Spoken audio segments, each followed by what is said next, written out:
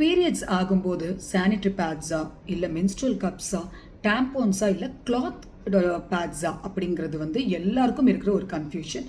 இதுக்கு ஆன்சர்னு கேட்டால் பெஸ்ட்டுன்னு எதுவுமே கிடையாது.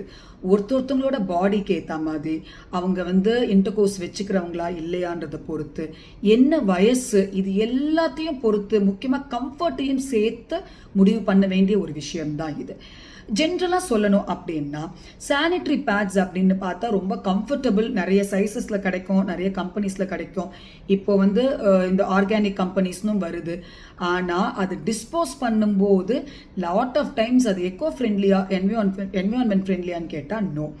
அடுத்து டேம்போன்ஸும் அதே மாதிரி தான், அடிக்கடி மாற்ற வேண்டி இருக்கும், அதையும் நம்ம டிஸ்போஸ் பண்ண வேண்டி இருக்கும். வேறஸ் டிஸ்போஸ் பண்ண தேவையில்லாமல் ரீயூசபிள்னு பார்த்தா menstrual cups and reusable cloth pads. Cloth பேட்ஸில் எடுக்கும்போது அதை ப்ராப்பராக நிறைய என்ன சொல்கிறது கரெக்டான வகையில் துவைச்சி காய போட்டு இன்ஃபெக்ஷன்ஸ் வராத மாதிரி நம்ம யூஸ் பண்ணணும். வேறஸ் மென்ஸ்ட்ரல் கப்ஸ்ன்னு எடுத்துக்கிட்டா அது ரொம்ப ஒரு எக்கோ ஃப்ரெண்ட்லி, என்விரான்மெண்ட் ஃப்ரெண்ட்லி. அதோட தவிர்த்து நீங்கள் ரீயூசபிள், நம்ம வந்து டிஸ்போஸ் பண்ண வேண்டிய அவசியம் கிடையாது. என்ன அதோட டெக்னிக் எப்படி என்ன ஏதுங்கிறத நம்ம கரெக்டாக தெரிஞ்சுக்கணும்.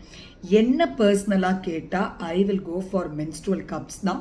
சின்ன பிள்ளைங்கள்லேருந்து அதை கரெக்டான பொசிஷன் சைஸ் எல்லாம் கற்றுக்கும் போது அதை நம்ம ரீயூஸ் பண்ணுறதும் ரொம்ப ஈஸி, ஸ்டெரிலைஸ் பண்ணுறதும் ரொம்ப ஈஸி, நம்மளுடைய என்விரான்மெண்ட்டுக்கு ரொம்ப ரொம்ப நல்ல விஷயன்றது மென்ஸ்ட்ரல் கப்ஸ். அகெயின் இது என்னோட பர்சனல் சாய்ஸ்.